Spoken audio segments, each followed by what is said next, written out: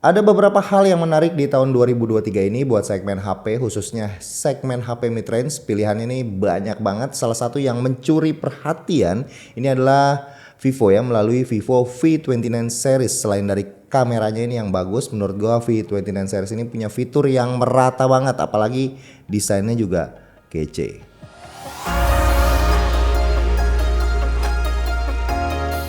Selama beberapa bulan terakhir ini Vivo V29 series ini seperti gampang banget ya buat direkomendasiin.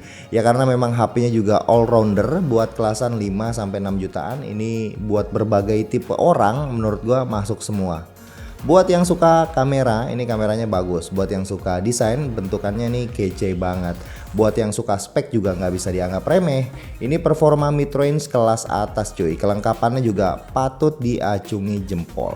Buat awal rilis ini kelihatannya agak berat ya, soalnya buat jadi suksesornya V27 series yang sebelumnya itu juga gampang banget buat direkomendasiin. Tapi setelah mencoba langsung V29 ini dan udah beberapa bulan, ini jelas jadi kelihatan ada improve-nya.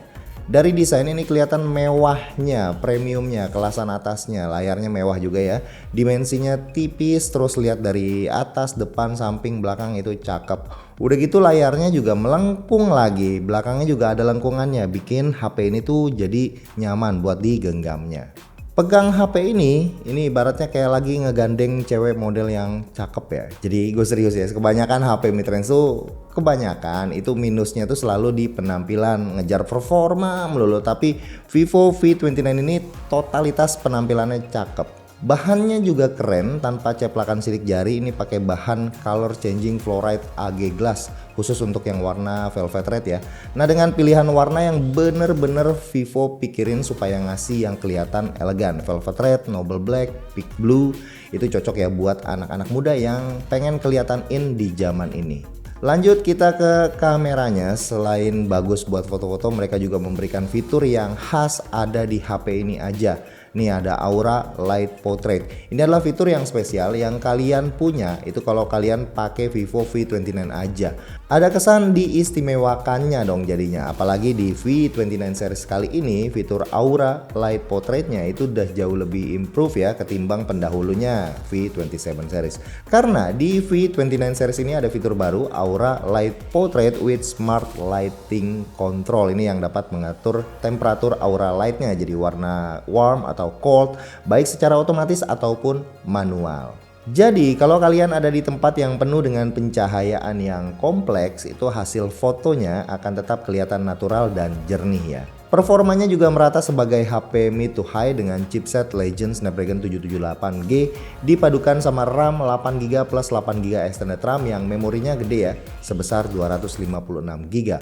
Aplikasi dan game yang kalian mainin itu dijamin lancar jaya. Dan oh ya, di V29 kali ini ada varian yang 512GB juga ya bagi orang yang mau mengincar yang lebih ekstra lagi. Ke bagian layarnya juga luar biasa gonjreng. Ini 1,5K AMOLED, refresh rate-nya ini 120Hz, kualitasnya aduhai, nonton film, konten Netflix, YouTube itu cakep ya. Ngasilin warna yang vibran, nggak ada black rush, nggak ada tint. Satu-satunya celah ini cuma speaker aja yang mono, yang tanda kutip ini nggak semua orang butuh speaker atas bawah. Apalagi di V29 ini udah ada fitur audio booster dari Vivo. Selama didengerinnya enak, suaranya lantang, ya bagus. Balik lagi ke preferensi masing-masing. Ini lanjut ya, sisanya keren kayak sebelumnya. NFC multifunction ada dan IP ratingnya 54. Baterai gede, ngecas ngebut 80 watt flash charge yang bisa ngecas sampai 70% dalam waktu 30 menit. Fingerprintnya udah under display dan udah 5G. Lengkap kan? Untuk harganya juga masih dalam kategori yang mid range tapi mid to high. So buat kalian yang budgetnya nyampe ya sikat, tapi buat yang nggak nyampe ke V29 itu bisa langsung ke V29e. Nah yang E ini nggak bisa dianggap biasa aja. Layarnya nggak curve tapi masih AMOLED, chipsetnya pakai Snapdragon 695 5G dan beberapa beda di kamera yang hasilnya itu masih sama cakepnya. Oh yang ngecasnya juga di 44 flash charge dan sisanya sama, dapat Aura Light Portrait with Smart Lighting Control dan all-rounder yang mirip-mirip dengan harga yang lebih terjangkau. Ditambah lagi ini kamera depannya ini 50 megapiksel, ada autofocus group photo. Kamera depan yang resolusi paling tinggi ada di kelasnya dan juga wide angle juga. Yo, buat yang budgetnya masuk ke V29e silahkan monggo. Buat yang masih ngerasa ketinggian, nah bisa cek ini nih. Ini Vivo Y27s. Ini masih lumayan baru dengan range harga yang 2 jutaan. Fitur andalannya itu ada di penyimpanan yang besar di 256 GB. Baiknya kita mulai bahas dari desainnya dulu. Bentang layarnya ini 6,64 inci, panelnya IPS dengan resolusi Full HD Plus dan didukung refresh rate 90Hz sunlight screen, membuat scrolling itu tetap lancar dan tetap terlihat cerah bahkan di bawah sinar matahari. Dari bagian belakangnya ini menggunakan crystalline matte finishing, jadinya bakal aman ya dari ceplakan sidik jari dan juga goresan. Pilihan warnanya ada dua, ada garden green dan burgundy black. Masuk ke bagian speknya, ini pakai chipset Qualcomm Snapdragon 680 dipadukan sama RAM 8GB plus 8GB extended RAM dan penyimpanannya 256 ya. Tersedia juga varian 128 dengan spek seperti ini jelas cukup ya performanya dan sesuai untuk kelasan HP entry level. Masalah multitasking tentunya juga udah lancar, serta ini juga memiliki memori internal terbesar yang ada di kelasnya. Untuk sosmed, gaming casual, nonton bakalan nyaman aja secara performa.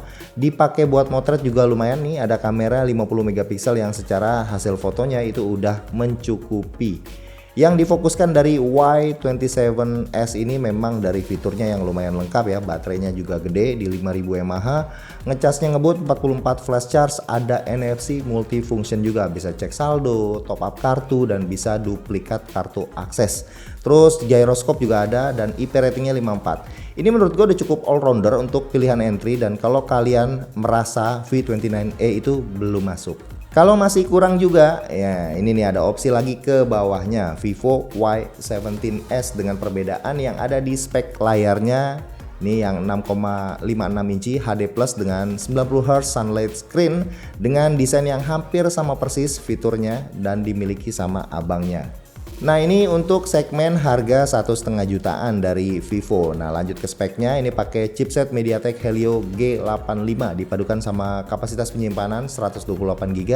Lalu desainnya juga lumayan cakep ya, premium, serta RAM-nya 6GB plus 6GB extended RAM. Baterainya juga di 5000 mAh dan sudah mengusung flash charge itu 15 watt. Kelengkapan fitur kamera juga hampir mirip ya dengan 50 megapiksel untuk main kameranya yang secara kualitas sudah cukup oke kalau dilihat dari pencahayaan yang bagus.